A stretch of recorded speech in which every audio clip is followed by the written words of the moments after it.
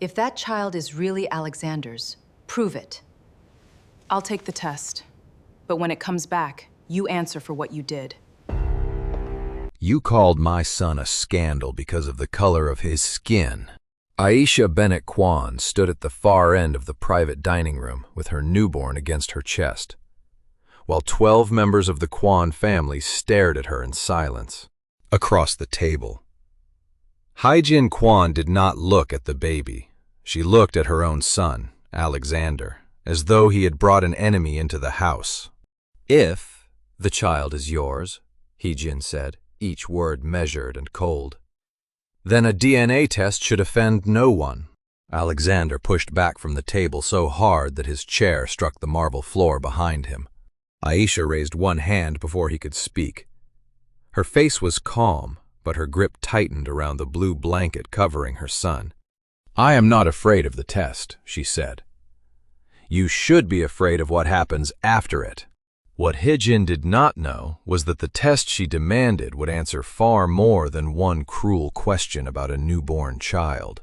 Within weeks, it would expose a 42-year-old secret, divide the Kwan dynasty, threaten a succession plan worth billions, and force 3 men to ask what made a father a father. But the most dangerous revelation would not come from Noah's DNA alone. It would come from the fear that drove one powerful woman to demand proof from someone else's child, while hiding uncertainty inside her own family. If this story already has your attention, stay with it, because the first DNA result is only the beginning. And while you listen, tell us in the comments where you're watching from today. Now go back 6 days, to a hospital room in Chicago, where Alexander Kwan was holding his newborn son for the first time. At that moment, none of them knew that one sentence would split the most powerful Korean family in Chicago down the middle. At Northwestern Memorial Hospital, Aisha had watched Alexander cry for the first time in the 11 years she had known him. He was 42, executive vice chairman of Kwan Meridian Holdings, and famous for walking through billion-dollar negotiations without changing his expression. Kwan Meridian had grown from a Seoul-based industrial conglomerate into a global shipping, electronics, logistics, and infrastructure empire, controlled across 3 generations of the Kwan family. Richard chaired the public company, Hae-jin, 68, chaired the Kwan Family Council, and oversaw the private family office, giving her enormous influence without making her the corporate chairman. But when the nurse placed his son in his arms, Alexander looked down at the tiny face and laughed through tears he did not bother to hide. "Noah," he whispered. The baby's full name was Noah Bennett Kwan, a choice Aisha and Alexander had made together long before anyone else was allowed an opinion. Aisha was 39, a Black American healthcare compliance attorney who had spent most of her career investigating hospitals, insurers, and medical contractors that believed paperwork could hide misconduct. She had married Alexander 3 years earlier after a relationship that had surprised both their families for very different reasons.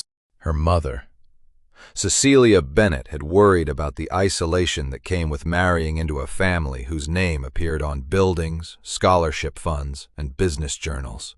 The Kwans had worried about something they rarely said directly. Aisha was not Korean, not wealthy by dynasty standards, and not willing to treat money as proof that someone deserved obedience. Alexander had loved that about her before marriage. He would later discover that loving a woman's independence was easier than defending it when his family made independence expensive. Hae-jin arrived at the hospital on the second morning after Noah's birth. She entered in a cream wool coat, carrying white orchids and wearing the same composed expression she used when reporters asked about mergers or layoffs. She kissed Alexander on the cheek, nodded toward Aisha, and then approached the bassinet. For almost 10 seconds, she said nothing. Noah had deep brown skin, darker than Aisha had expected during pregnancy. With a full mouth and thick black hair pressed softly against his head. Hae-jin's eyes moved from the baby to Aisha, then to Alexander. "He is very dark," she said. Alexander's face changed immediately. "Mother," what Hae-jin asked, "I made an observation." Aisha looked at her without blinking. You did. The silence that followed lasted only a few seconds, but Aisha understood something important inside it. Hye-jin was not confused about genetics. She was searching for permission to distrust what she saw. Richard Kwan arrived an hour later, at 73.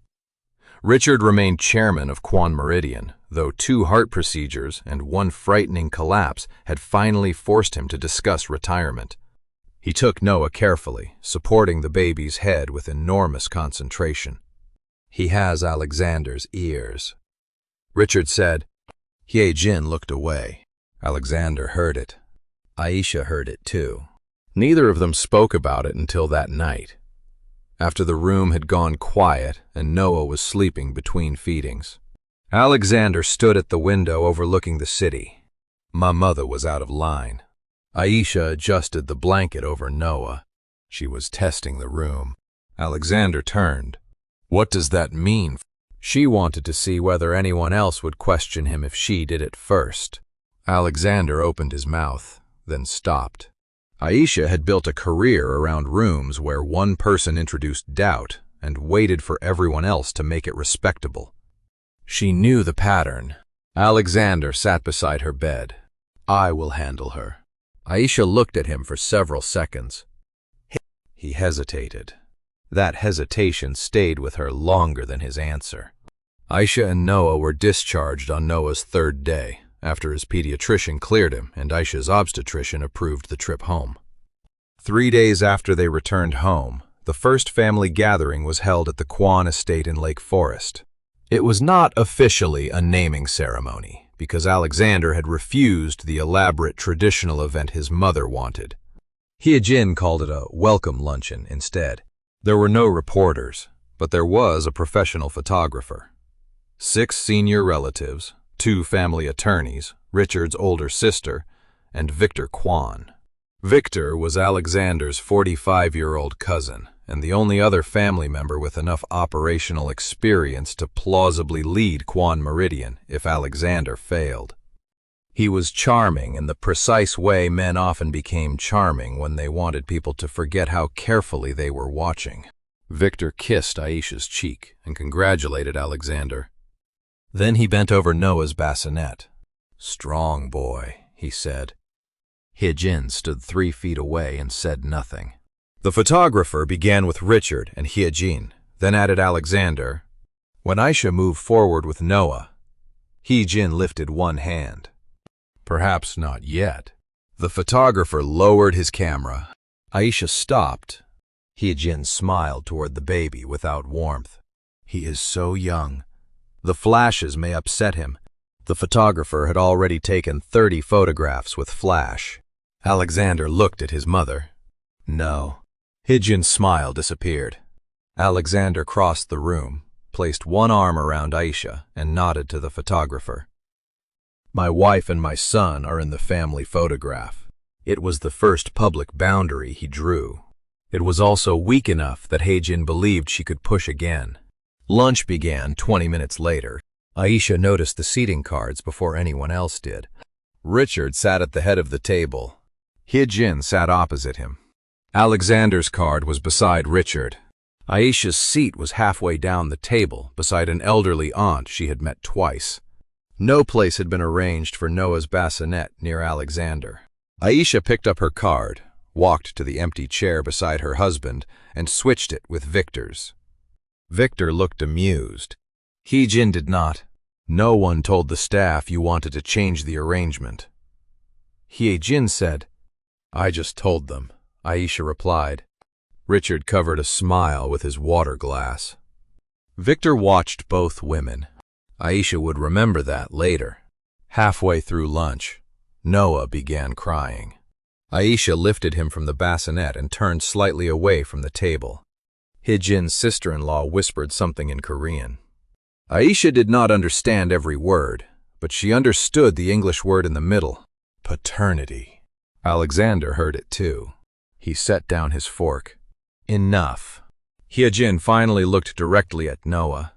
This family is responsible for thousands of employees, billions in assets, and a public legacy built over 3 generations. Aisha turned back toward her. What does any of that have to do with my baby? Hye-jin folded her hands. It has to do with certainty. She looked at Alexander. If the child is yours, then a DNA test should offend no one. Aisha's grip tightened around the blue blanket. I am not afraid of the test, she said. You should be afraid of what happens after it. She glanced toward Noah. If questions begin outside this family, that child becomes a scandal attached to Alexander's name. Aisha's expression hardened. You just called my son a scandal. Alexander rose. Mother, stop. But Hye-jin continued. No one is accusing anyone. A private DNA test would settle every question before gossip begins outside this house. Aisha stared at her. There it was. Not concern, not confusion. An accusation disguised as risk management. You think I cheated on your son? Hye-jin did not deny it. Aisha looked around the table. No one met her eyes except Richard and Victor. Richard looked furious. Victor looked interested. Alexander stepped between his mother and Aisha. There will be no test. Aisha surprised everyone by saying, There will... Alexander turned toward her. Aisha. She shifted Noah higher against her shoulder. If I refuse, she gets to spend the next 20 years pretending doubt was reasonable. Hye-jin's face remained still. Aisha continued. We do it once, properly, independent regard, documented chain of custody, results released simultaneously to me, Alexander and outside counsel. Victor leaned back in his chair. Hye-jin said, That seems excessive. Aisha almost smiled. I investigate healthcare systems for a living. Excessive is what people call documentation when they were hoping for control. Richard looked at his wife. You asked for the test. Those are her terms. Hye-jin agreed. Victor said nothing. The test was scheduled for the following morning at an independent genetics laboratory in downtown Chicago. Aisha chose the lab from a list supplied by outside counsel, not by the Kwon family office. She insisted that Noah's swab, Alexander's swab, and every custody transfer be witnessed and logged. Alexander found her caution painful. Aisha found it necessary. At 9:14 that night, an administrator from the laboratory called her personal cell phone. Mrs. Kwon, I need to verify a cancellation request. Aisha sat upright on the sofa. What cancellation request? A representative identifying himself as Mr. Kwon's family office counsel requested that tomorrow's collection be postponed indefinitely. Alexander was in the kitchen, preparing a bottle. Aisha put the call on speaker. Who authorized it? She asked. The caller supplied the corporate client reference number, but could not answer the personal verification question attached to your file. Alexander stopped moving. No one from my office was authorized to cancel anything. The administrator apologized and confirmed the appointment remained active. When the call ended, Aisha looked at her husband. Who has that corporate reference number? Alexander's expression hardened. Family office counsel, 2 executive assistants, Victor's office. Because he uses the same outside counsel for governance work. Aisha said nothing. Alexander called his chief of staff immediately. By midnight, everyone denied making the request. Hye-jin sounded offended by the suggestion. Victor sounded concerned. Richard sounded tired. Aisha slept less than 2 hours.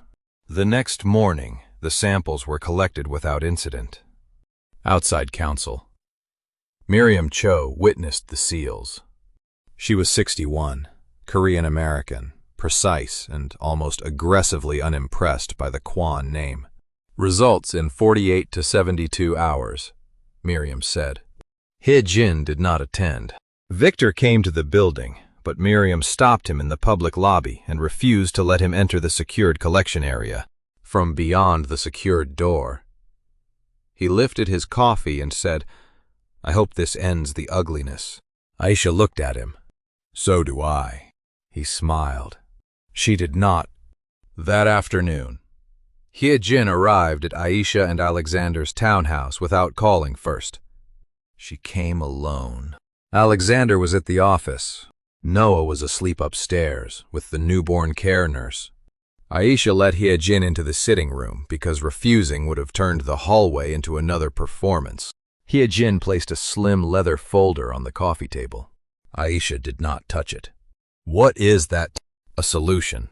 Inside were documents establishing a $10 million trust for Noah, deed papers for a house in Evanston, and a proposed marital separation agreement.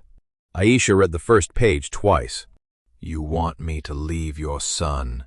I want to prevent this from becoming cruel. Aisha looked up. You started this because my baby is dark, and now you are offering him $10 million to disappear quietly? Hye-jin's eyes sharpened. I am offering security. If you really believe Noah is not Alexander's child, why are you offering him generational wealth for the first time? Hye-jin had no immediate response. Aisha closed the folder. What are you actually afraid of? Hye-jin stood. You think this family is simple because you dislike the way we protect ourselves? No, Aisha said. I think secrecy feels normal to people who have benefited from it. Hye-jin took the folder and walked to the door. Before leaving, she turned back. You may win this argument and still lose far more than you understand. Aisha watched the door close behind her. Then she called Miriam Cho. Victor didn't that visit. Aisha said every detail. The results arrived 2 mornings later. Miriam received the sealed report at the same time as Aisha and Alexander, exactly as Aisha had required, with Aisha's consent. Miriam then opened a video call that included Hye-jin and Richard so everyone would hear the same result together. Richard joined from his study. Victor was not invited. Miriam read the conclusion without ceremony. Alexander Kwon cannot be excluded as the biological father of Noah Bennett Kwon. The probability of paternity is greater than 99.99%. Alexander closed his eyes.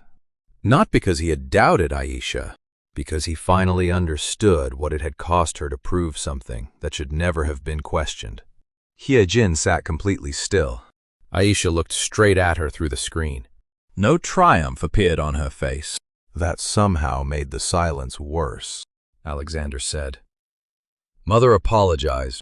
Hye-jin's lips parted. No words came. Aisha leaned toward the camera. You do not owe me a performance. Hye-jin looked at her. You owe my son a future in which no one in this family ever uses your doubt as permission to question his place again. Richard nodded slowly. That will happen. The call ended 15 minutes later. Alexander wanted to issue a statement. Aisha refused. My baby is not a press release. He stared at her. The rumors will spread. Then you correct anyone who repeats them. You do not hold a press conference to announce that your black wife did not cheat. Alexander lowered his head. She was right. He hated that she had to be. That should have been the end of the DNA story. Instead, at 4:23 that afternoon, Alexander received an envelope at Kwon Meridian headquarters with no return address. Inside was a photocopy of his birth certificate and one sentence typed on plain white paper. Ask your mother why Noah was not the first paternity question in this family. Alexander read it 3 times. Then he locked his office door. Alexander did not call his mother first. He called Miriam Cho. She arrived at his office just after 6, carrying no briefcase and asking no unnecessary questions. He handed her the note. Miriam read it once. Do you know who sent this? No. Do you believe it? I do not know. Miriam sat across from him. Then do not behave as if accusation is evidence. Alexander almost laughed. That sounds familiar. It should. She placed the note on his desk. If you want answers, ask questions in the correct order. The first question was not whether Richard was his biological father. The first question was whether anyone had ever had reason to wonder. Alexander went to the Lake Forest estate that evening. Hyejin was in the library alone. Richard had gone upstairs early. Alexander placed the anonymous note in front of her. Hyejin read the sentence and lost color in her face. The reaction lasted less than a second. It was enough. Alexander sat opposite her. Who sent this? I do not know. That was not my first question. Hyejin folded the paper carefully. What do you want me to say? The truth. Her eyes lifted to his. You think truth is one thing because you have not lived long enough to see what people do with it. Alexander leaned forward. Is Dad my biological father? Hyejin closed her eyes. When she opened them, she looked older. Your father is Richard Kwan. That is not what I asked. Footsteps sounded in the hallway. Richard entered before Hyejin could answer. He saw Alexander's face, then the paper on the desk. What happened? Alexander stood. Someone says Noah was not the first paternity question in this family. Richard looked at Hyejin. The silence between them was not new. Alexander understood that immediately. He felt something inside him tilt. You both know what this is about. Richard moved toward the chair but did not sit. Hyejin. She stared at the fireplace. Not tonight. Alexander's voice rose for the first time. You humiliated my wife and questioned my child in front of this family. And you want to tell me not tonight? Hyejin flinched. Richard said, Alex. No. Alexander pointed toward the paper. If there was ever a question about me, I deserve to know now. Richard's expression carried something Alexander had never seen directed at him before. Fear. Not fear of scandal. Fear of losing him. Richard sat down slowly. There was a period in our marriage, he said, when your mother and I were separated. Hyejin turned sharply. Richard, he is asking because someone else has weaponized it already. Alexander's throat tightened. Richard continued. You were conceived during that period. Alexander looked at his mother. By whom? Hyejin did not answer. Richard said, I do not know with certainty. Alexander stared at him. You knew. I knew there was uncertainty. For 42 years. Not at first. Richard's hands rested on his knees. When you were almost 3, your mother told me. Alexander turned toward Hyejin. She looked at him then. I thought our marriage was over, she said quietly. I was angry, lonely, proud. None of those words excuse what I did. Who? She swallowed.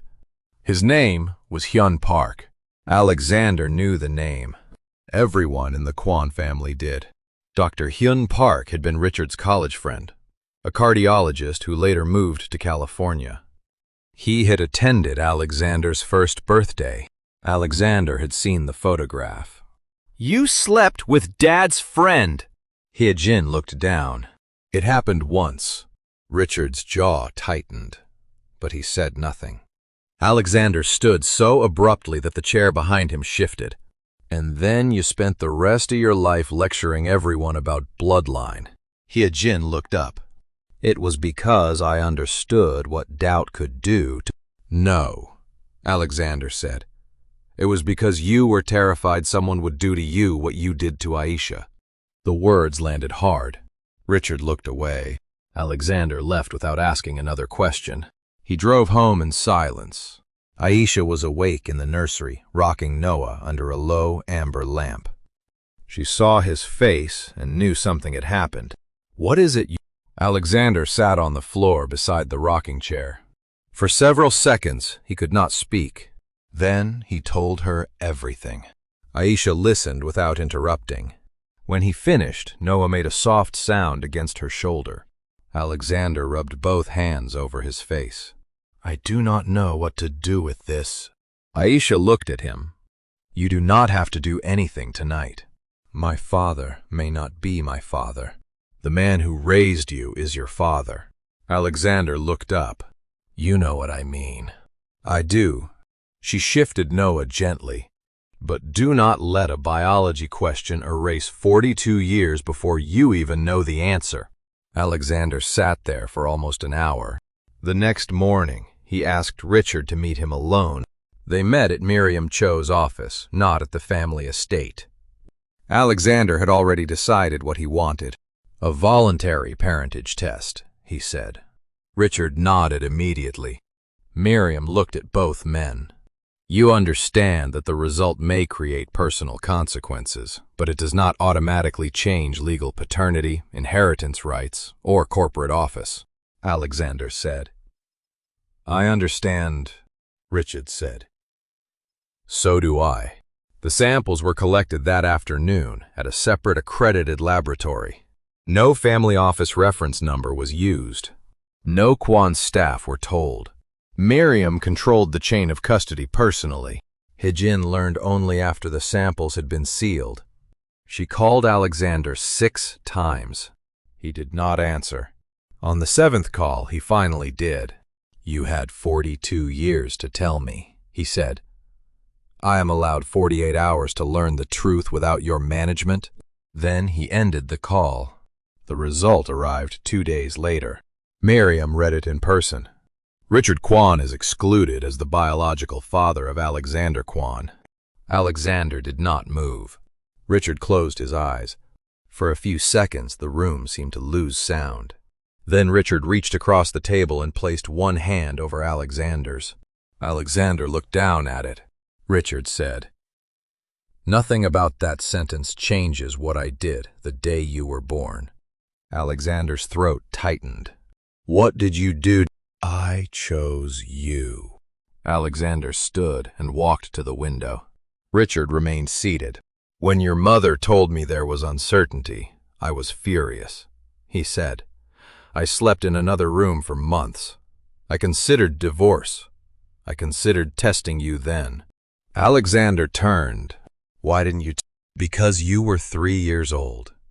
And every morning you waited at the stairs for me to put on your shoes. Richard's voice broke slightly. I realized I was asking biology for permission to love a child who already called me Dad. Alexander looked away. Richard continued. I stayed because I loved you. Not because I was weak.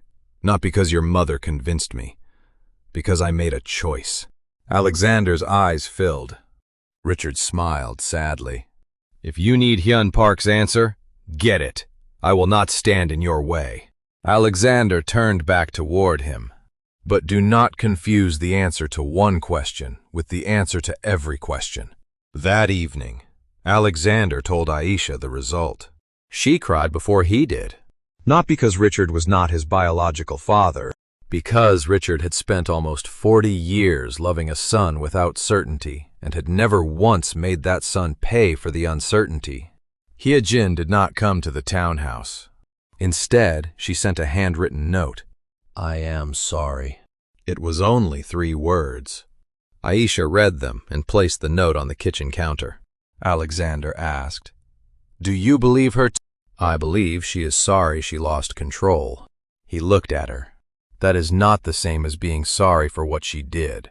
Aisha nodded. Exactly. 2 days later, a reporter called Kwan Meridian's communications office, asking whether Alexander Kwan was Richard Kwan's biological son. The story had not been published yet. Someone had leaked the question. Alexander's chief of staff called him immediately. Victor called 5 minutes later. This is getting ugly. Victor said. Alexander stood in his office overlooking the river. How does a reporter know about a test that 5 people knew existed? Victor paused. Are you asking me to? I am asking everyone. Victor lowered his voice. The board is already nervous about your mother's behavior with Noah. If they think there is a succession dispute, we need to get ahead of it. There is no succession dispute. You know that. I know that. Markets do not care what is emotionally true. Alexander's expression hardened. Do not turn my family into a market problem, Victor said. I am trying to keep you in the chair. Alexander ended the call without answering. That night, Aisha asked Miriam for one thing. Find out who knew enough to cancel Noah's test, and who knew enough to leak Alexander's. Miriam nodded. That requires records. Then get records legally. Aisha did not ask for shortcuts. Her entire career had taught her that shortcuts created evidence for the wrong side. Miriam retained an outside digital forensics firm that had never worked for Quan Meridian. Their first discovery came from the cancellation request made before Noah's test. The caller had used a virtual number purchased through Barron Strategic Advisory. A separate Barron expense entry showed that. Days later, a licensed private investigator had been paid to monitor arrivals at Miriam Cho's office. The investigator followed Richard and Alexander from Miriam's office to the separate accredited laboratory, and time-stamped photographs showed both men entering together on the afternoon of their voluntary parentage test. The photographs did not reveal the result, but they gave Victor enough information to know that a second genetic question existed. Aisha knew the company name. So did Alexander. Barron Strategic had performed confidential governance research for Victor's office for almost 2 years. Victor denied authorizing any call. I use 100 consultants, he said. That proves nothing. He was right. It did not prove enough. Not yet. Hee-jin requested a private meeting with Aisha. Aisha refused to meet at the estate. They met at Miriam's office, with no family staff present. Hee-jin arrived without a folder this time. She looked tired. I owe you an apology. Aisha waited. Hee-jin's voice was low. I looked at your son and saw danger to my family. You looked at his skin and decided danger was more likely than resemblance. Hee-jin flinched. Yes, Aisha did not rescue her from the admission. Hee-jin continued. I told myself I was protecting Alexander. From what are humiliation, uncertainty, the kind of whispering I lived with inside myself for 40 years. Aisha leaned back. So you gave that uncertainty to my child instead. Hee-jin's eyes filled, but she did not look away. Yes. Aisha let the silence stay. Then Hee-jin said, Hyun Park is dead. Aisha watched her carefully. You already told Alexander that he died years ago. Aisha did not answer. There was something in Hee-jin's delivery that sounded practiced. Before leaving Miriam's office, Aisha sent Alexander a short message. Your mother says Hyun Park died years ago. I do not know why. But the way she said it felt rehearsed. Alexander called immediately. She told you he was dead. Yes. Did she give a date? No. Alexander was silent for several seconds. I am going to verify it. Verify quietly, Aisha said. Do not accuse anyone until you know. After the meeting. Hee-jin returned to the Lake Forest estate and found Richard waiting in the breakfast room. He had a cup of coffee in front of him that had gone cold. Did you apologize? He asked. Hee-jin removed her coat. Yes. Richard had known for years that Hyun was still alive. A mutual college friend had told him that Hyun had retired in California. Did you tell her Hyun is alive? She stopped. Richard watched her. So you lied again. I was trying to keep Alexander from chasing a man who may only hurt him. Richard shook his head. No. You were trying to control the order in which he learns the truth. Hee-jin sat opposite him. Do not pretend you are innocent. You kept the same secret. I did. Richard's answer came without defense. That is why I know what it costs. Hee-jin looked away. Richard continued. When you told me about Hyun, I agreed not to test Alex because I had already decided he was my son. But I also agreed not to tell him. That part was wrong. You said you were afraid he would leave you. I was afraid he would hate me. Richard leaned back. So we protected ourselves. Hee-jin's eyes filled. We protected the family. No. Richard's voice was gentle now. We protected the version of the family that allowed us to keep being seen the way we wanted. Hee-jin pressed her lips together. Outside the windows, a gardener moved slowly across the lawn with a rake. Richard looked toward the framed family portraits along the wall. One showed Alexander at 12 in a Navy school blazer. Another showed him graduating from Stanford. Another showed him standing beside Richard during the opening of Quan Meridian's first European distribution center. 42 years of fatherhood filled the room without a single strand of DNA visible anywhere. Richard turned back to his wife. "Why did Noah frighten you so much?" Hyejin's answer came slowly. "When I saw him, I thought everyone would look at Alexander and wonder."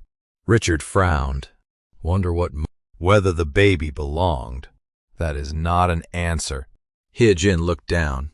"I saw a difference before I saw a child." Richard said nothing. She continued, "And because I have spent my life terrified of what difference might reveal, I treated difference as evidence." Richard's expression hardened with sadness. "That is the first honest thing you have said about it."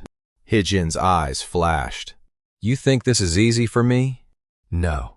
Richard leaned forward. "I think difficulty is irrelevant to whether it is necessary." Hyejin looked at him. Richard continued, "Tell Alexander Hein is alive before he finds out from someone else." She shook her head. "I cannot." "Then he will find him without you." Hyejin's hands tightened together. "What if Hyun wants a place in his life? Then Alex decides what that place is. What if he looks at Hyun and sees himself?" Richard was quiet for several seconds. "Then I will still be the man who taught him to ride a bicycle, sat through every fever, argued with him about college, and held his son in the hospital." Hyejin's face crumpled slightly. Richard's own eyes shone. "I wish I had understood that 20 years ago." He stood carefully. "Do not make him learn from strangers because you are still afraid." Hyejin remained at the table long after Richard left. She picked up the cold coffee he had abandoned, then set it down again. For the first time, she understood that the truth itself was no longer the greatest threat to her family. Her refusal to release it was after the meeting. Aisha called Cecilia Bennett. Her mother answered on the second ring. "How is my grandson?" "Perfect." "And his grandmother?" "Complicated." Cecilia laughed once. "That usually means rich." Aisha smiled despite herself. Then she told her mother what had happened. Cecilia was quiet for a long time. Finally, she said, "Do not let their secret make you forget the first injury." "What do you mean?" "They will get very busy talking about Alexander's father now." Aisha looked toward the nursery. "And they will hope everyone forgets that this started because a grown woman looked at your newborn son and decided his blackness needed verification." Aisha closed her eyes. Her mother was right. The new scandal was bigger. It was not more important. Alexander spent the next week trying to hold together a company, a marriage, and a private identity crisis. He failed at one of them before he realized he was failing. Quan Meridian's board requested an emergency succession briefing. There was no legal requirement that the chief executive be a biological descendant of Richard. The company's public shares, governance documents, and employment agreements were not fairy tales about royal blood. But Quan Meridian also had a private family voting trust controlling a significant block of Class B shares. Victor's attorney argued that one old trust definition referring to lineal descendants of the founder created ambiguity around Alexander's future voting authority. Miriam called the argument aggressive and probably unsuccessful. Victor called it prudent. The press called it a succession crisis. Alexander called Aisha from the office after midnight. "I want you and Noah to go to the Wisconsin house for a few weeks." Aisha was silent. "It is private," he said. "Security is better there." "Security from what?" "Reporters, investigators, anyone Victor may be using." Aisha looked at Noah sleeping beside her. "What about you?" "I need to stay in Chicago." "So your solution is to remove us from the problem." "That is not what I said." "It is exactly what you said." Alexander's voice tightened. I am trying to protect you. Aisha stood and walked away from the crib. No. You are trying to protect everything else from us. Aisha, the board gets you. The company gets you. Your mother gets meetings. Victor gets strategy. Your wife and your black son get hidden in Wisconsin until the photographs become easier. That is not fair. Neither was asking my newborn for proof that he belongs to his father. Alexander said nothing. Aisha's voice softened, which hurt him more. You married me because you said you wanted a life where family did not operate like a boardroom. I still want that. Then stop managing me like a liability. The next morning, Aisha packed one suitcase and took Noah to Cecilia's house in Oak Park. She did not leave her marriage. She left the environment. Before she walked out, she placed her wedding ring on her finger where it had always been. Alexander noticed. He also noticed she did not kiss him goodbye. Cecilia did not ask questions when Aisha arrived. She took the baby first, kissed his forehead, and told her daughter to sleep. Aisha slept for 3 hours and woke to the smell of onions, thyme, and chicken simmering on the stove. Her mother was standing at the counter with Noah against one shoulder. He likes being walked. Cecilia said, So did I. You screamed louder. Aisha smiled, then unexpectedly began to cry. Cecilia turned off the burner and waited. Aisha wiped her face with both hands. I hate that I am this tired. You had a baby less than a month ago. That is not what I mean. Cecilia sat across from her. Aisha looked toward Noah. When Alexander asked me to go to Wisconsin, I heard my father. Cecilia's face changed. Aisha had been 11 when her father left. He had not disappeared without explanation. In some ways, the explanation had been worse. He told Cecilia that he needed time away from responsibility and promised Aisha he would call every weekend. For the first month he did, then every other weekend, then birthdays, then silence. Aisha learned early that adults could describe abandonment with gentle words and still leave a child carrying the result. When Alexander said he wanted to protect us somewhere else, she continued, I knew he was not leaving us, but my body heard the same sentence underneath it. Cecilia nodded. You are inconvenient to the life I need to manage. Aisha looked at her mother. Yes. Cecilia bounced Noah gently. Alexander is not your father. I know, but knowing is not the same as feeling. Aisha leaned back. I also know he loves us. Love is useful. Aisha laughed softly. That does not sound romantic. I have lived long enough to stop confusing romance with reliability. Cecilia looked toward the window. Love is useful when it makes someone stay in the room after staying becomes uncomfortable. Aisha absorbed the sentence. Cecilia continued, Do not punish Alexander for your father's choices. But do not excuse Alexander's choices because he is not your father either. Aisha nodded slowly. That distinction became the line she carried back into every conversation with her husband. Later that evening, Cecilia showed Aisha an old photograph she had found while cleaning a drawer. Aisha was 12 in the picture, standing at a school science fair beside an empty chair where her father had promised to sit. Cecilia had taken the picture after helping her rebuild a broken display board with tape from the school office. Aisha stared at the child she had been. I was so angry. You deserved to be. I thought if I won something, he would regret leaving. You won first place, and he still did not come. Cecilia reached across the table. That is when you learned achievement cannot force belonging. Aisha looked at Noah. The Kwan family had tried to make her son prove belonging through DNA. She had spent half her own childhood trying to prove she was worth staying for through achievement. The mechanisms were different. The wound was not... Aisha folded the photograph and returned it to her mother. Noah will never be asked to earn his place with me. Cecilia smiled. then make sure he does not have to earn it with his father either. That same evening, Alexander called Miriam Cho. "I need Hyun Park found," Miriam said. "For legal reasons or personal reasons?" "Personal." "Good. Keep those categories separate." Within 2 days, a licensed investigator found Dr. Hyun Park alive in Monterey, California. He was 75, retired, widowed, and living in a modest house overlooking a public golf course. Hye-jin had lied. Alexander stared at the investigator's report until the letters blurred. Then he booked a flight.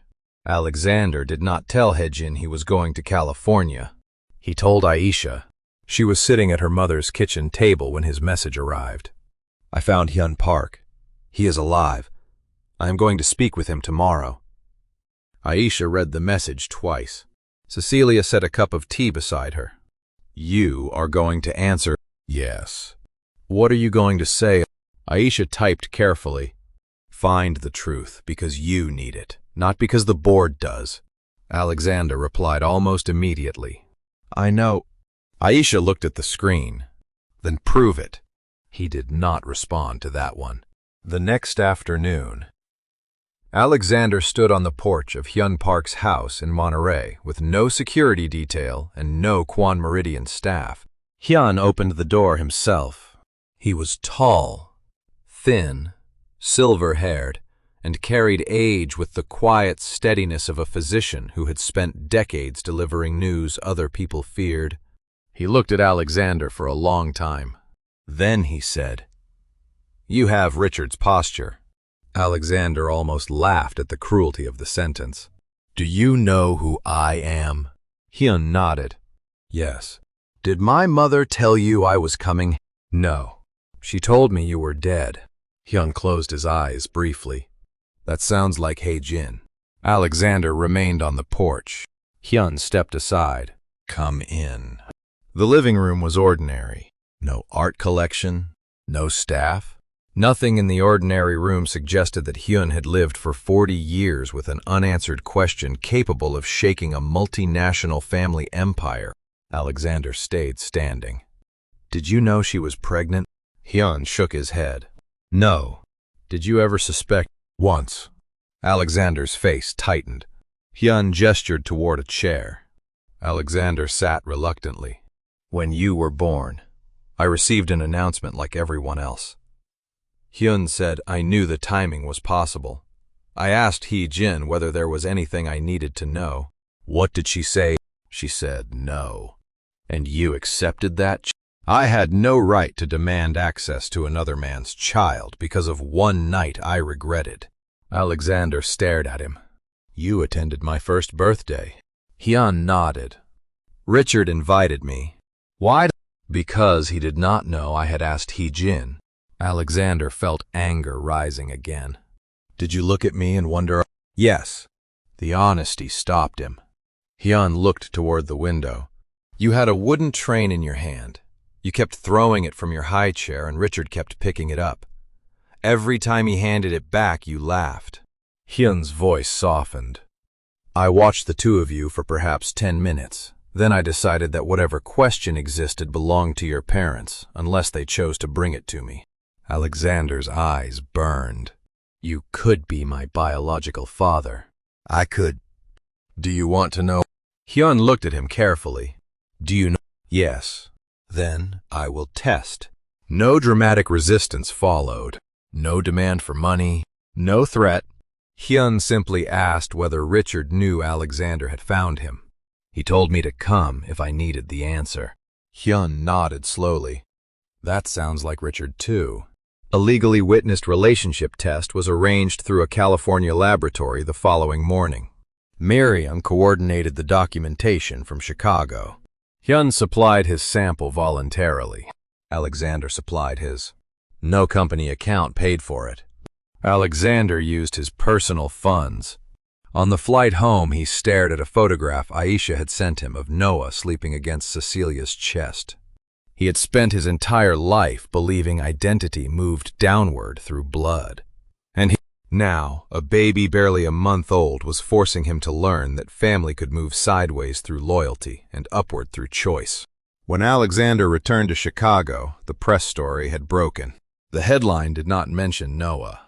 It asked whether Quan Meridian's presumed successor was the biological son of Chairman Richard Quan. Hye-jin called a family meeting. Aisha declined.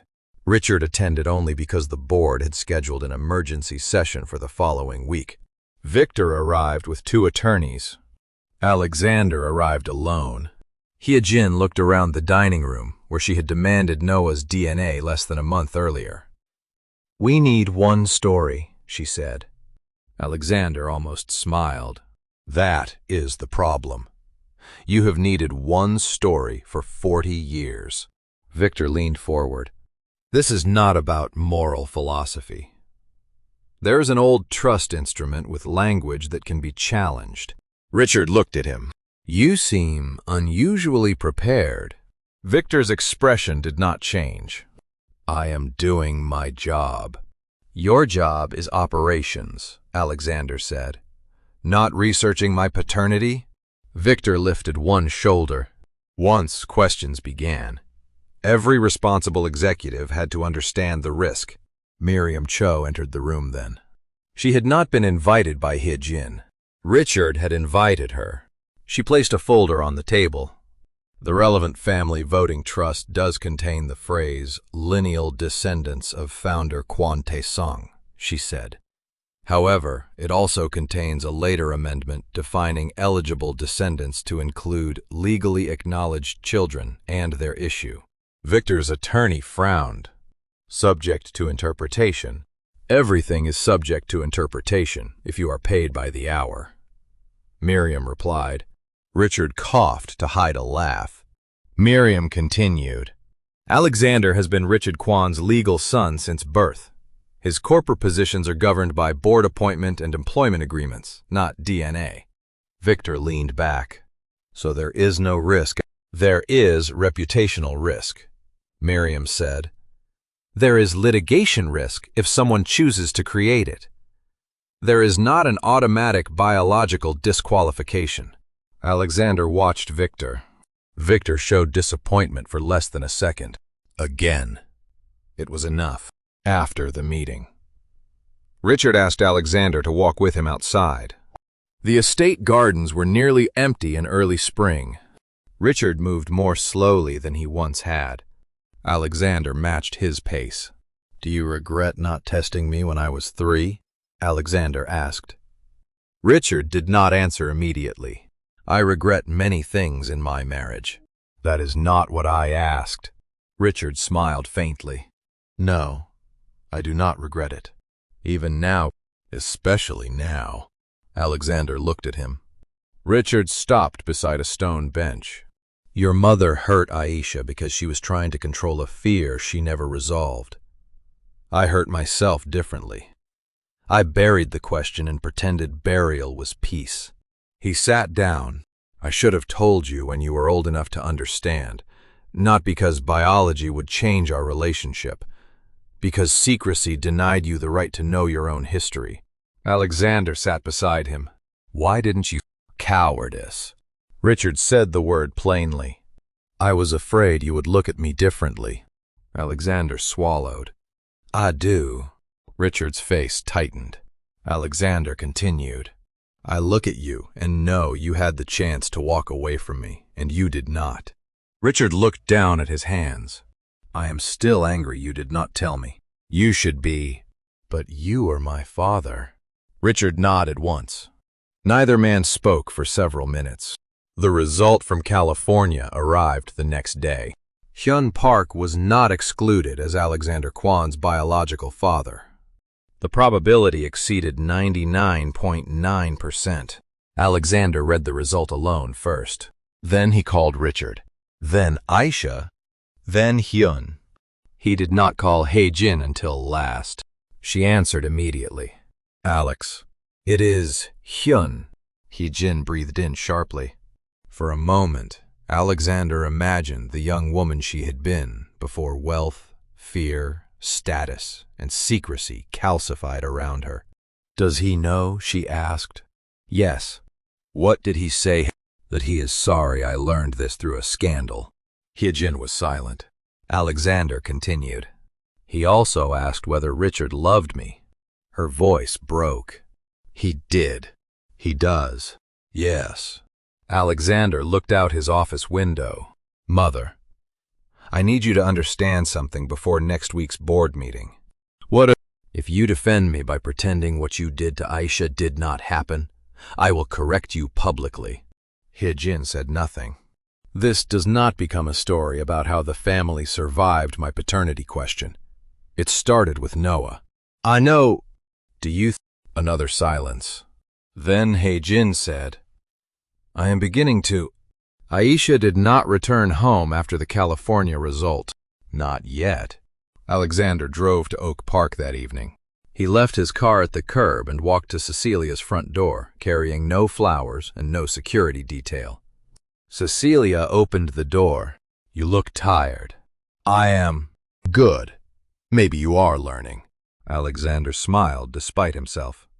Is Aisha here? She is. May I see her? Cecilia studied him. Then she stepped aside. Aisha was in the backyard, under a covered porch, Noah asleep against her chest. Alexander sat in the chair opposite her for a minute. Neither spoke. Then he said, I was wrong about Wisconsin. Aisha looked at him. I know. I thought protection meant removing you from danger. And I never asked whether being removed was its own kind of harm.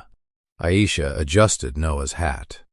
Alexander continued, My family has hidden inconvenient truths for decades and called it protection. I did the same thing with you, in one phone call. Aisha's eyes softened, but she did not rescue him from the apology. I am sorry. She nodded once. What are you going to do differently? He had expected the question. I am moving the board meeting to outside counsel's office. No family staff. No private strategy meeting that excludes you from decisions about rumors concerning you or Noah. Aisha looked at him. And if they ask me to attend, you decide. And if I say no, I go without you. And if they attack me, I answer without making you prove anything. Aisha looked down at their son. That is better. Alexander reached toward Noah, then stopped. May I? Aisha noticed the question. So did Cecilia through the kitchen window. Aisha handed him the baby. Alexander held Noah against his chest. I met Hyun Park. Aisha nodded. He is my biological father. How do you feel? I do not know yet. That is allowed. Alexander looked at his son. I keep thinking my mother looked at him and saw a blood problem. Then I spent 42 years as proof that her own life had already disproved her, Aisha said quietly. People can live inside contradictions for a very long time if the contradiction benefits them. Alexander looked at her. That sounded like a compliance attorney. It was. They both laughed softly. It was the first easy sound between them in weeks. The next morning. Miriam called Aisha before 8. We found something else. Aisha sat upright. What? The lab cancellation request and the reporter leak both touch Barron Strategic. How directly? Directly enough to ask for more records, not enough to accuse Victor yet. Aisha respected the distinction. What did you find? The virtual number used to request cancellation was purchased by a Barron project manager. The reporter who received the paternity tip was contacted from a media account created by the same project manager. Same person? Yes. Who paid Barron for that project? That is what we are getting. The answer arrived 3 days later through a lawful document production request supported by contractual audit rights. Barron's project code was VHKGOV-17. The billing contact was Victor H. Kwon. The project had begun 4 months before Noah was born. Aisha stared at the date. Victor had been researching succession vulnerabilities before there was any public scandal. That mattered. A lot. Miriam sent the records to Alexander and Richard. Alexander called Victor. Victor answered with a sigh. I assume this is about Baron. You commissioned a governance vulnerability project 4 months before my son was born. Yes. Why? Because your father's health was deteriorating. And the lab cancellation? I did not authorize it. The media leak? I did not authorize that either. Your contractor did both. Victor's voice hardened. Then fire the contractor. You were not their client by accident. No. I was their client because the board needed contingency planning. The board did not authorize the project. Victor paused. Alexander heard the shift. You were preparing to challenge me. I was preparing for the possibility that you would become unfit to lead. Before Noah was born, before your mother detonated the family, Alexander's jaw tightened. Victor continued. You think I created this? Your mother looked at a black infant and decided his existence was a reputational problem. I did not put those words in her mouth. No. You just built a machine waiting to profit from them. Victor's voice turned cold. I built a contingency because this company employs 70,000 people. Your private life cannot become a governance vacuum. Alexander ended the call. Aisha listened to the recording later with Miriam. Victor had admitted planning. He had not admitted ordering misconduct. They still needed more. Baron's project manager, a man named Owen Mercer, provided it. He contacted Miriam through his own attorney 2 days before the board meeting. Mercer had learned Quan Meridian's audit committee was reviewing Baron's conduct. He wanted protection for cooperation. Miriam did not promise anything she could not legally promise. Mercer turned over emails. He also turned over the document that had started Victor's private interest in Alexander's parentage months earlier, during the governance review. Baron had found a 1987 memorandum from Richard's former personal counsel preserved in an old family office archive. The memo recorded that Richard had been informed of a possible paternity question concerning 3-year-old Alexander. He had chosen not to pursue formal parentage testing, and had reaffirmed Alexander as his legal son for all family purposes. It did not name Hyun Park, and it did not prove anything biologically, but it told Victor there had once been uncertainty. Mercer also said Victor wanted additional time before Noah's result closed the immediate paternity dispute, so Baron could prepare to deploy the old memorandum and a media strategy around Alexander's succession vulnerability. Mercer admitted that after Noah's result came back, Victor instructed him to send the anonymous note to Alexander so that Alexander would be forced to confront the old question before the succession review was complete. The typed line in the envelope had been Mercer's wording. Approved by Victor. One message from Victor sent the evening Hyejin demanded Noah's DNA.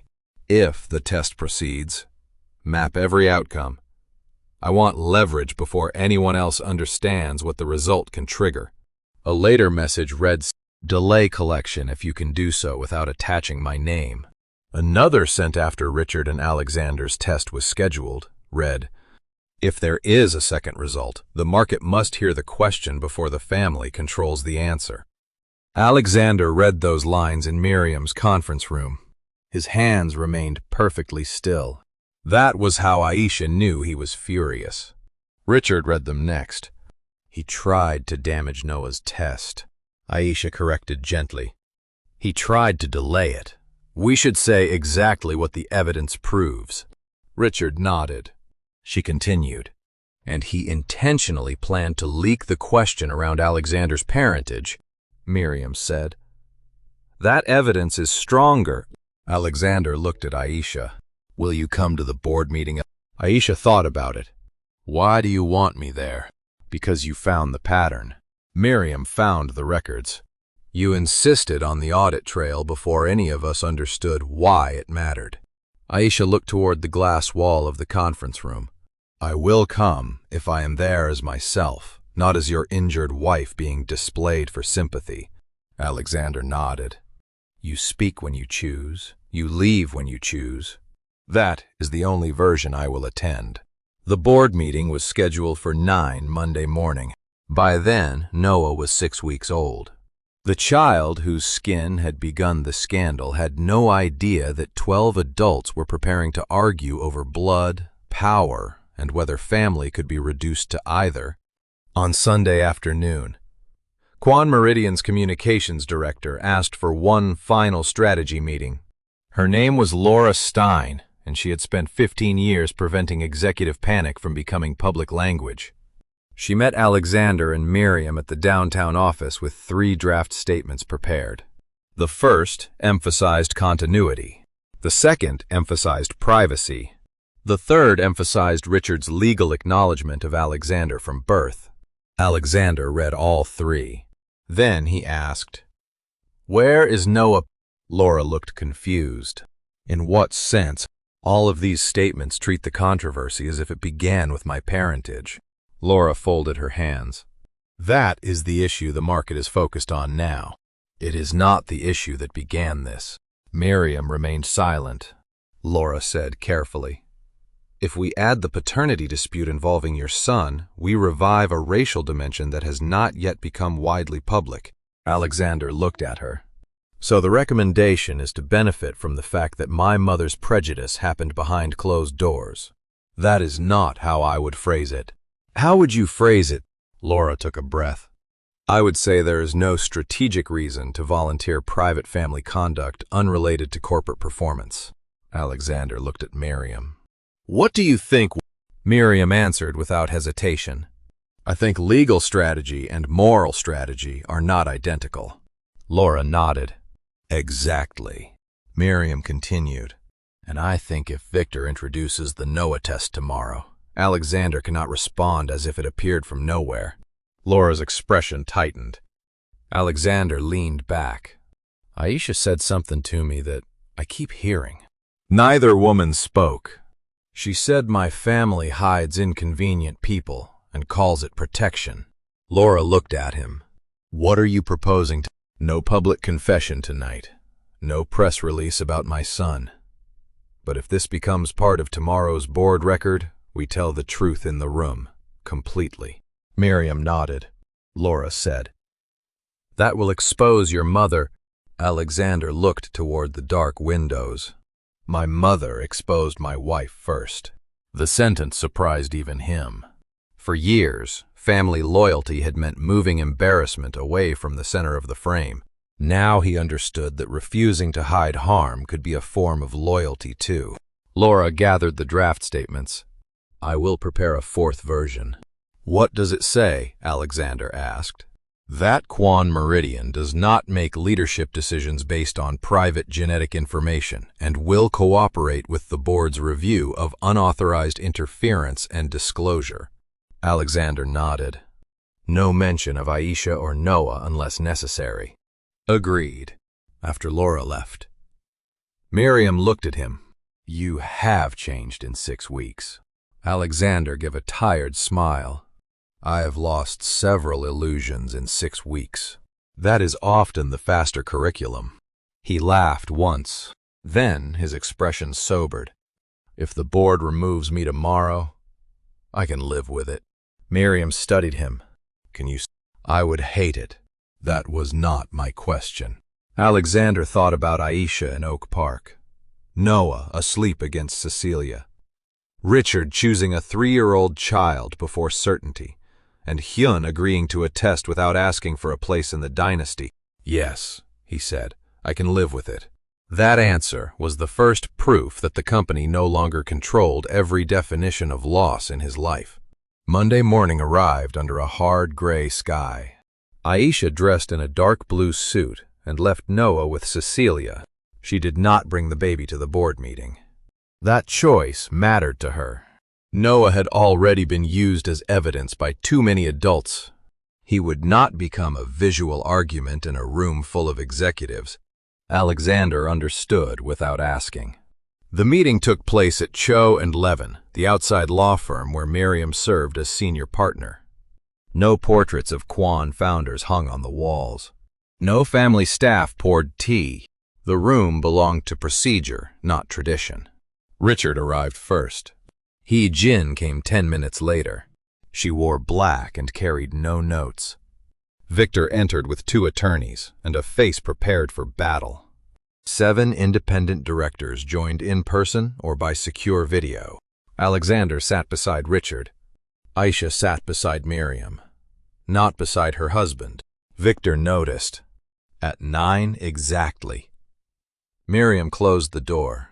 "This meeting concerns 3 separate matters," she said. "They will remain separate."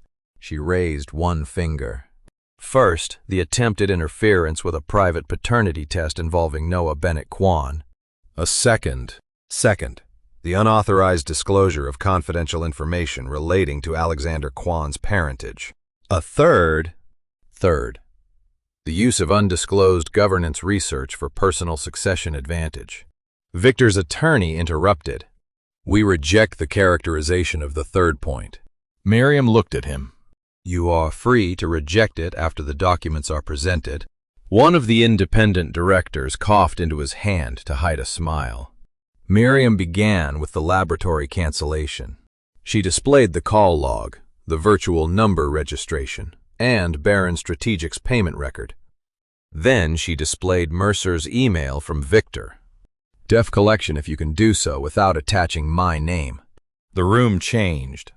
Victor leaned forward.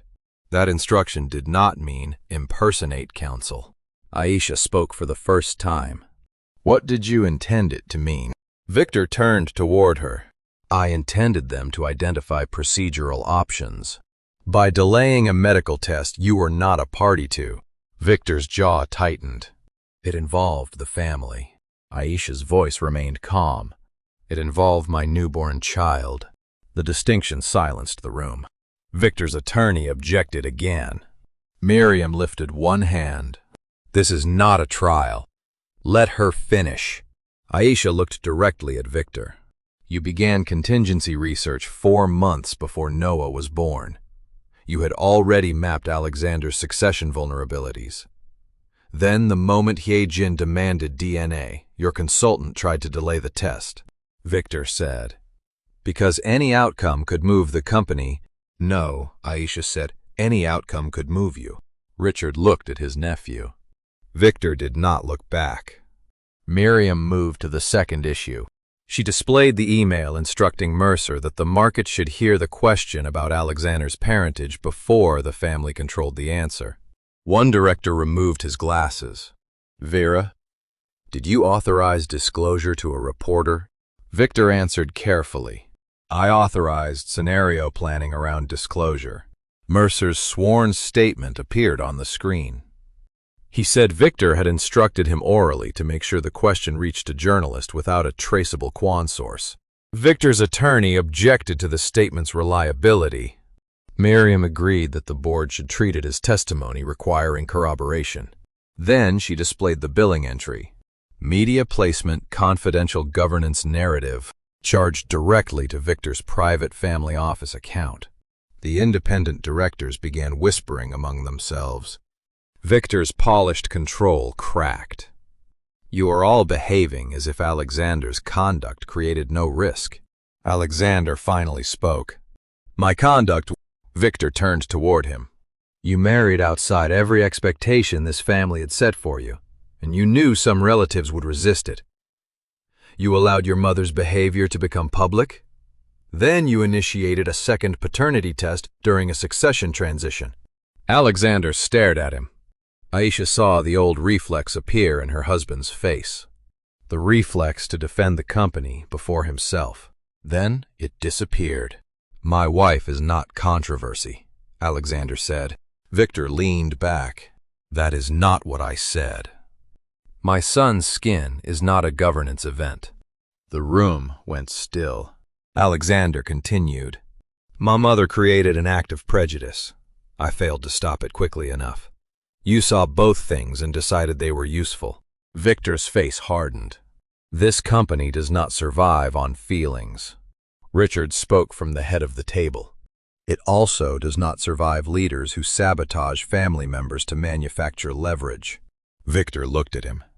"You chose Alexander before you knew whether he was yours. That was your personal decision. The board has different responsibilities. Richard's eyes narrowed. You mistake cruelty for discipline. Hye-jin had not spoken once. Every person in the room knew the most humiliating truth belonged to her. Victor knew it too. He turned toward her. Madam Chairwoman, perhaps you should explain why certainty matters in this family. Alexander's head snapped toward him. Aisha understood immediately. Victor was inviting Hye-jin to protect herself by sacrificing Alexander. For 40 years, that strategy might have worked. Hye-jin stood. Her hands shook slightly. No, she said. Victor frowned. Hye-jin looked at the directors. The first DNA demand in this family was mine. No one moved. She continued. I demanded a paternity test for my grandson because he was born with dark skin and because I allowed my prejudice to become suspicion. Victor's attorney looked down at his notes. Hye-jin's voice strengthened. The test confirmed what my son and daughter-in-law already knew. Alexander is Noah's biological father. She paused. Then a separate, voluntary test between Alexander and Richard confirmed something I had hidden for 42 years. Alexander watched her. Hye-jin looked at him only once. Richard is not Alexander's biological father. The independent directors already knew enough to suspect it. Hearing Hye-jin say it aloud changed the atmosphere anyway. She did not stop.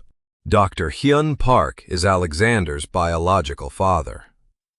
Richard knew there was uncertainty when Alexander was a small child. He chose to remain his father. Richard lowered his eyes. Hye-jin looked toward Aisha. I spent decades terrified that someone would question my son's place if the truth were known. Her voice broke. And when my grandson was born, I did to him what I had feared others would do to Alexander. Aisha said nothing. Hye-jin continued. I looked at a black child and called my fear prudence. The sentence carried no excuse. That mattered more than tears would have. Victor shifted in his chair. This confession has no bearing on whether Alexander should hold voting authority. Hye-jin turned toward him. It has every bearing on whether you get to use my failure as your ladder. Victor's expression darkened. Hye-jin sat down. Miriam moved to the trust issue. The 1998 amendment to the Kwon Family Voting Trust defines eligible descendants to include legally acknowledged children of the founder's descendants. She displayed the signed amendment. Alexander qualifies under that definition as Richard Kwon's legally acknowledged son. Victor's attorney said, We reserve all rights to challenge. Of course, Miriam replied. But the board is not required to pretend a weak argument is a strong one merely because litigation is possible. The lead independent director, Martin Hale, spoke next. Our immediate question is not Alexander's bloodline. It is whether Victor used undisclosed consultants to interfere with a private medical process and manipulate disclosure for personal gain. Victor stood. I will not sit here while my career is reduced to 3 emails taken out of context. Aisha looked at him. Then give us the context. He stared at her. She continued. Why did your consultant need to delay collection? Victor did not answer. Why did you need the press to hear Alexander's parentage question before the family could verify it? No answer. Why was media placement billed to your private account instead of the company? Victor's attorney touched his arm. Victor pulled away. Because everyone in this family knew Alexander was protected, no matter what happened. Richard's face hardened. Victor laughed without humor. He married whoever he wanted. He refused international postings. He challenged Hye-jin in public. Richard still handed him the future. Alexander stared at his cousin. There it was. Not governance. Resentment. Victor continued before his attorney could stop him.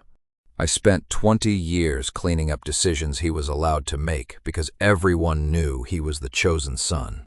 Richard said quietly. So you tried to make him unchosen. Victor looked at him. No one needed another confession. The motive had finally spoken plainly. The independent directors asked Aisha and the family members to step outside while they deliberated. Aisha walked to the end of the corridor. Alexander followed, but stopped several feet away. "Are you all right?" he asked. She looked at him. "I am tired." "So am I." Aisha nodded toward the boardroom door. "Your mother did something difficult in there." "Yes. It does not erase what she did." "I know." Alexander leaned against the wall. "I used to think family loyalty meant stopping outsiders from seeing weakness." Aisha watched him. "What do you think now?" "That sometimes loyalty means refusing to protect the person who caused the harm." Aisha looked at him for a long moment. "That is closer." The board called them back 45 minutes later. Martin Hale read the decisions. Victor was suspended from all executive and committee responsibilities pending a formal internal investigation. Baron Strategic's contracts were terminated immediately. The audit committee would refer potential impersonation and privacy violations to appropriate counsel and authorities. Alexander would remain executive vice chairman. The board would proceed with the succession review based on performance, governance, and fiduciary criteria. No DNA-based disqualification would be recognized absent a valid legal basis. Richard exhaled slowly. Victor stared straight ahead. Then Martin added one more point. The board also requests that the Kwan family separate private family governance mechanisms from corporate succession planning more clearly. Richard nodded. "I agree." Victor looked toward Alexander. "You won."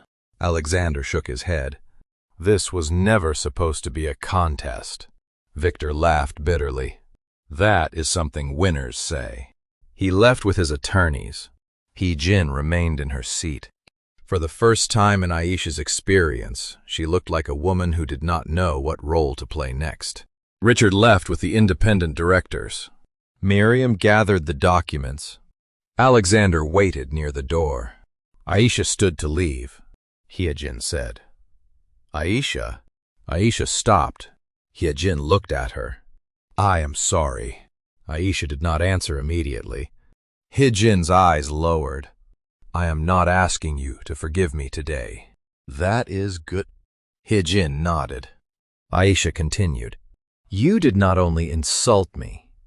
You created a question around my son before he was old enough to lift his head." "I know." "No.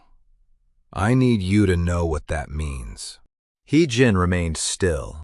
"It means every person who heard you now has to choose whether to carry your suspicion into his future. That is what prejudice does. It recruits people." Hee-jin's face tightened. Aisha continued, "If you want any relationship with Noah, your apology cannot be private while the harm was public inside the family." Hee-jin nodded slowly. "What do you want me to do?" Aisha shook her head. "I am not designing your redemption." Then she left. Alexander followed her into the elevator. The doors closed. For several floors. Neither spoke. Then Alexander said, "That was brutal." Aisha looked at him. "It was accurate." "I know." The elevator descended. Alexander looked at her hand. Her wedding ring was still there. He did not touch it. At Cecilia's house that evening, Alexander sat on the floor beside Noah's playmat while Aisha ate soup her mother had made. Noah stared at a black and white card, as if corporate succession had never existed. Cecilia watched Alexander from the kitchen. "You plan to keep showing up?" she asked. Alexander looked at Aisha before answering. "If she lets me." Cecilia nodded. "Good answer." Aisha hid a smile. The next weeks were less dramatic and more difficult.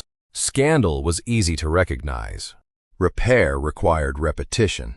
Alexander stopped asking Aisha to attend family events by default.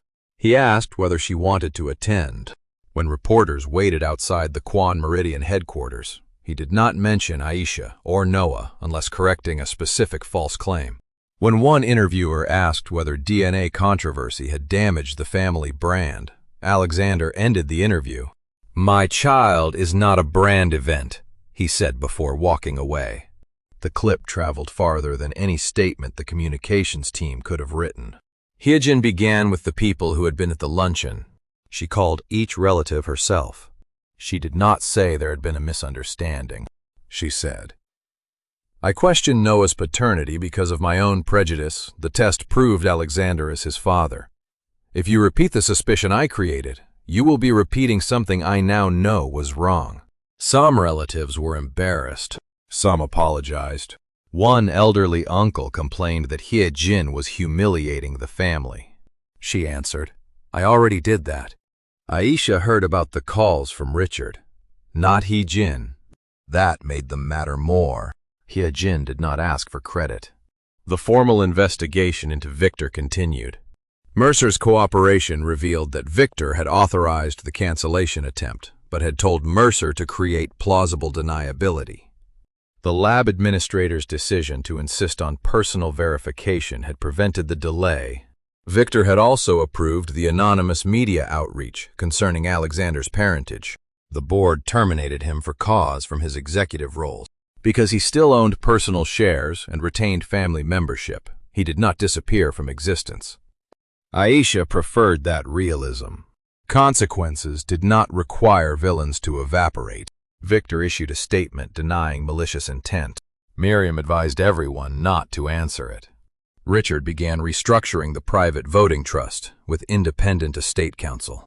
The goal was not to rewrite history to favor Alexander. It was to remove ambiguous 19th century language that allowed modern adults to pretend biology automatically equaled competence. The new framework separated family beneficiary status from corporate leadership eligibility. Board service required experience, fiduciary qualification, and independent approval. Hyejin supported the change. Victor opposed it through counsel. The amendment passed anyway. 2 months after the board meeting, Alexander returned permanently to the townhouse. Aisha did not announce that the marriage had been repaired. They repaired it by living differently. When Noah woke at 2 in the morning, Alexander got up without turning parenting into proof of virtue. When Aisha returned to part-time consulting work, he blocked 2 mornings on his calendar each week for childcare and refused to label it helping. When Hyejin requested a visit, Alexander did not answer for Aisha. He handed her the phone. The first visit happened at Aisha and Alexander's home, not the Kwon estate. Hyejin arrived alone, carrying nothing expensive. No orchids, no designer baby clothes, no trust documents. She brought a small, cloth-bound children's book in Korean and English. Aisha opened the door. For a few seconds, the 2 women simply looked at each other. Hyejin said, "Thank you for letting me come." Aisha stepped aside. Noah was asleep in a portable bassinet near the sofa. Hyejin sat several feet away. She did not reach for him. They spoke about ordinary things first. Noah's sleep, Aisha's work, Richard's physical therapy after his latest cardiac checkup. Eventually, Hyejin said, "I spoke to the hospital foundation." Aisha's expression changed. "Why did I withdrew my request to sponsor the new maternity wing?" Aisha frowned. "That seems backward." "I am not withdrawing the money." Hyejin folded her hands. "I ask that my name be removed from the proposed donor wall and that the funds be redirected toward maternal health access and postpartum support, without naming rights." Aisha studied her. "You think anonymous philanthropy fixes this?" "No." Hyejin met her eyes. "I think I spent too much of my life confusing public recognition with moral worth." Aisha did not smile, but she did not dismiss the answer either. Noah stirred. Hyejin's entire body changed at the sound. Aisha noticed. Hyejin stayed seated. "May I hold him?" Aisha looked at her for a long moment. Then she lifted Noah and placed him carefully in Hyejin's arms. Hyejin looked down. Noah opened his eyes. She began to cry silently. Aisha watched without comforting her. The tears belonged to Hyejin. So did the work. "Hello, Noah," Hyejin whispered. She did not say grandson. She did not say Kwon. She simply said his name. That was the first moment Aisha believed change might be possible. Not complete. Possible. 3 months after Alexander's first visit to Monterey, he met Hyun Park again. This time Richard came too. The two older men had not sat together face to face since Alexander's first birthday, more than 40 years earlier. They met in a quiet restaurant overlooking Lake Michigan. Alexander expected anger. Instead, Richard looked at Hyun and said, "You got old." Hyun laughed. "So did you." The tension broke just enough for everyone to breathe. Hyun apologized to Richard. Richard did not say apology erased anything. He did say, "You were not the one who owed me 40 years of truth." Alexander understood whom he meant. Hyun asked about Noah. Alexander showed him a photograph. Hyun smiled. "He looks like his mother." Alexander laughed. "Probably that caused an international crisis." Richard shook his head. "Only in our family." The 3 men sat together for 2 hours. Alexander did not call both of them Dad. He did not need to collapse 2 different relationships into one word. Richard was his father. Hyun was the man whose DNA he carried, and whose history he now had a right to learn. The distinction did not diminish either truth. By late summer, Quan Meridian completed its succession review. Alexander was named Chief Executive, effective January 1st. The board's announcement mentioned his operating record, international expansion work, risk controls, and employee retention performance. It said nothing about DNA. That omission felt like victory.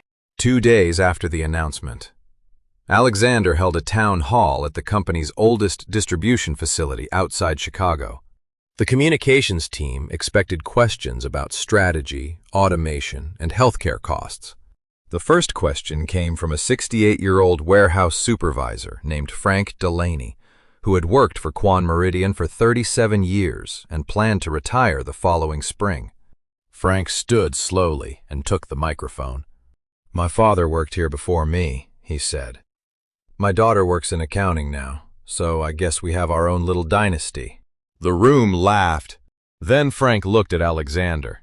"I do not care whose DNA you have. I care whether the pension stays funded, whether the younger people get trained, and whether you tell us the truth before you tell television." The room grew quiet. Alexander nodded. "That is fair." Frank handed the microphone back. Another employee asked whether family fighting would distract leadership. Alexander answered, without hiding behind prepared language. "My family made mistakes. I made mistakes. The board investigated conduct that should have been investigated. None of that gives me permission to make your work less secure."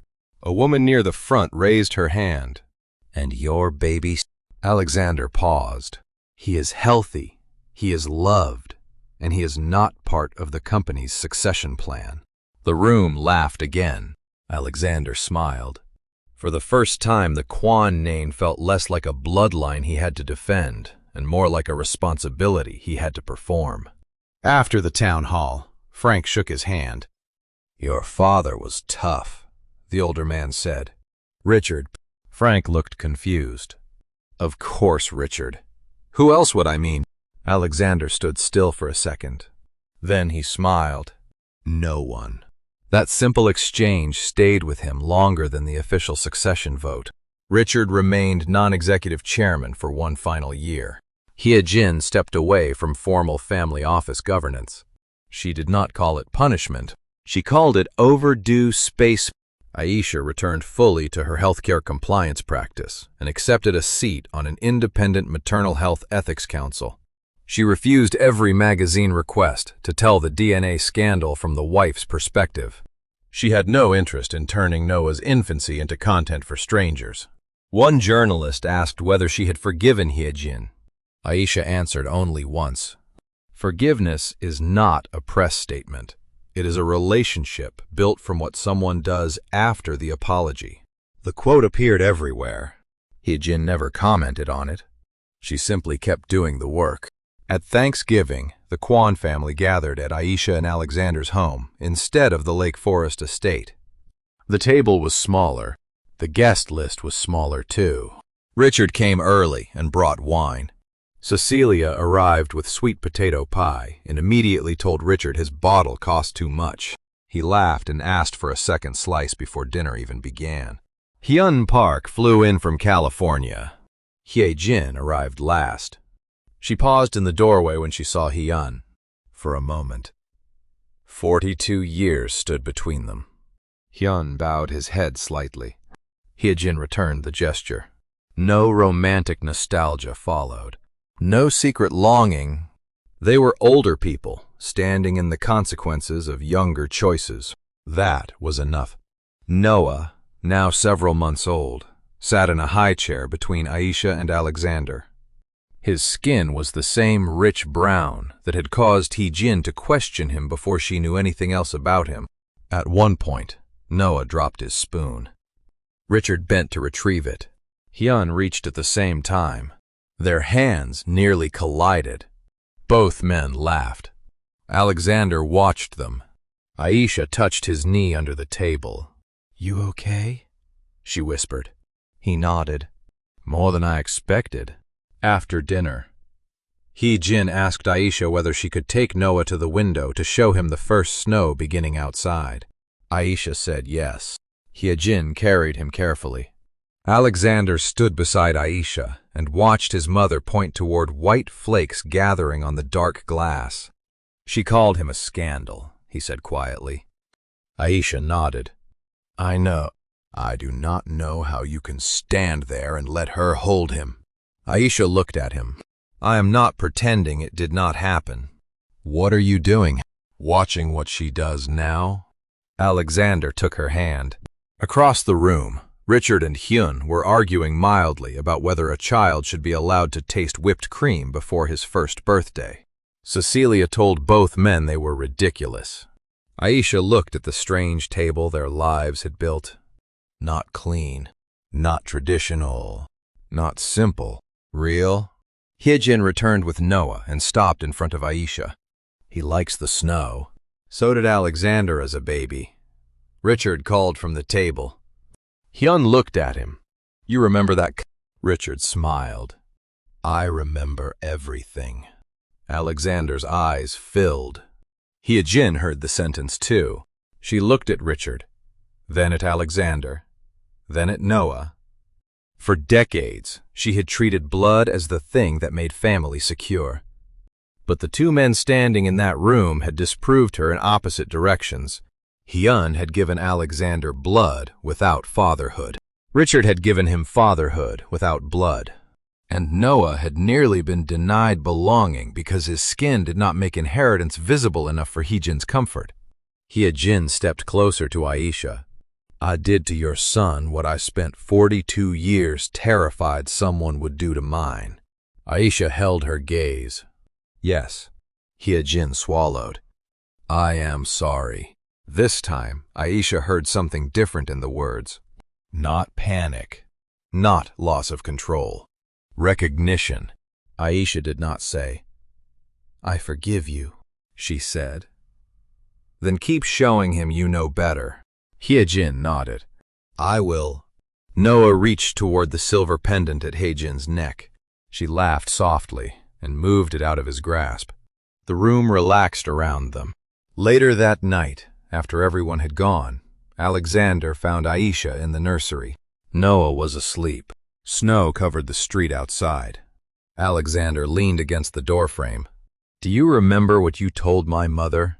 Aisha looked up. "I have told your mother many things." At the DNA dinner, "You said she should be afraid of what happened after the result." Aisha smiled faintly. "I remember. You were right. I was not predicting your paternity." "I know." Alexander crossed the room and sat beside her. "What did you mean?" Aisha looked down at their son.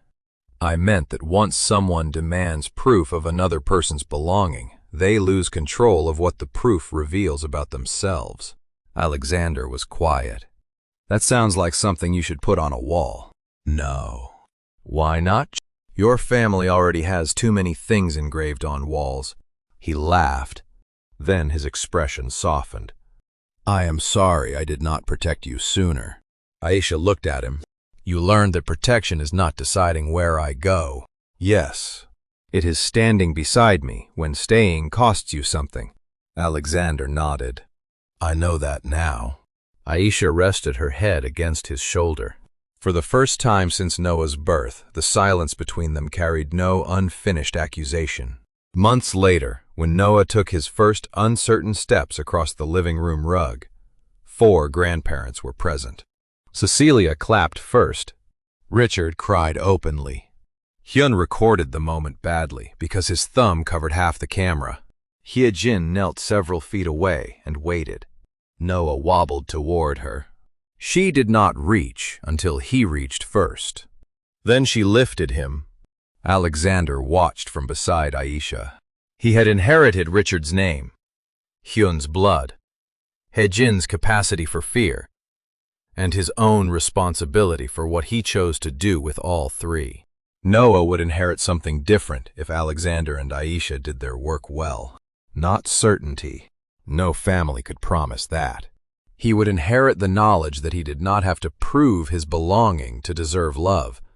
The DNA tests had answered biological questions. They had not decided who the family was. The people had done that themselves. Blood explained where Alexander came from.